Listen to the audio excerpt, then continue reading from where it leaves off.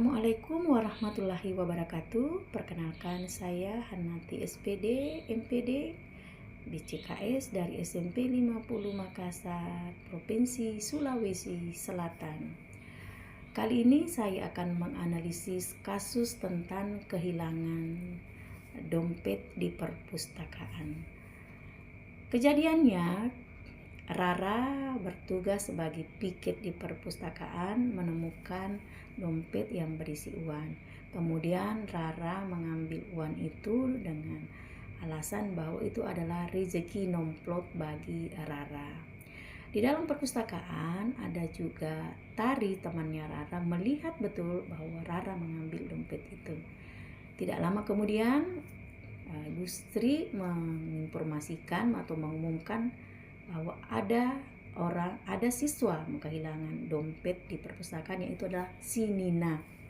Nah, di sini terjadi pertentangan antara nilai-nilai moral, nilai kejujuran, dan nilai-nilai kesetiaan atau nilai persahabatan, di mana Rara adalah temannya Tari yang Tari dilema apakah dia harus menyampaikan atau bagaimana, karena Tari ini selalu dibantu oleh Rara. Takutnya nanti tidak lagi dibantu ketika dia menyampaikan bahwa Rara yang mengambil dompet itu. Saya sebagai calon kepala sekolah tentu akan mengambil beberapa langkah, yaitu ada 9 langkah keputusan dalam menyelesaikan kasus tersebut. Yang pertama adalah mengidentifikasikan masalah, mengetahui bahwa telah terjadi masalah yang yaitu kehilangan dompet atau kehilangan uang di perpustakaan.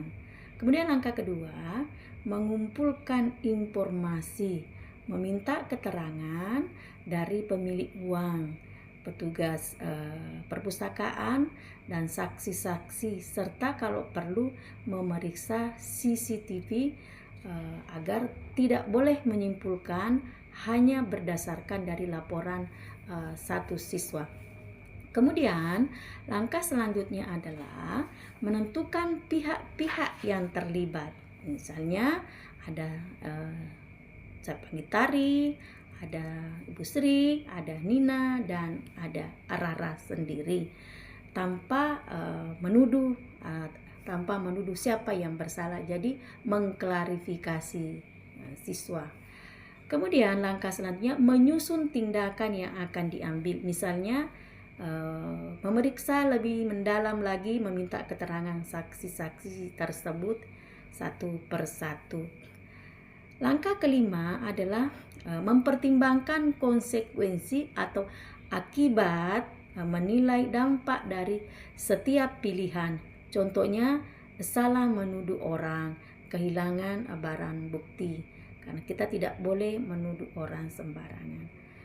Selanjutnya adalah, atau langkah keenam adalah memilih keputusan yang paling tepat, menentukan tindakan berdasarkan bukti-bukti yang telah diperoleh secara adil dan sesuai dengan peraturan yang berlaku. Kemudian langkah selanjutnya atau langkah yang ketujuh adalah melaksanakan keputusan tersebut, misalnya mengamankan barang bukti, dan kemudian kalau memang si Rara mengaku mengambil, dia harus mengembalikan dompet itu. Kemudian yang kedelapan adalah mengevaluasi hasil keputusan.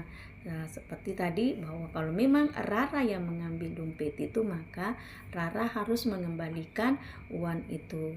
Kalau misalnya uangnya sudah habis dibelanjakan, maka konsekuensinya si Rara harus mengganti uang tersebut. Dan saya juga akan meminta atau memanggil orang tua si Rara agar mengetahui duduk persoalannya, tetapi tetap kita menjaga rahasia daripada anak-anak itu.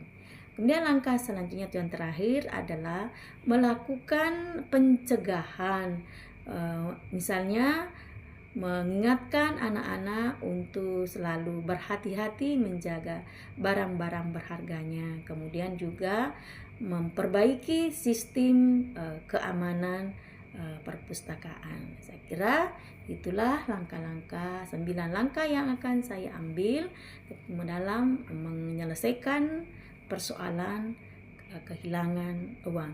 Terima kasih. Assalamualaikum warahmatullahi wabarakatuh.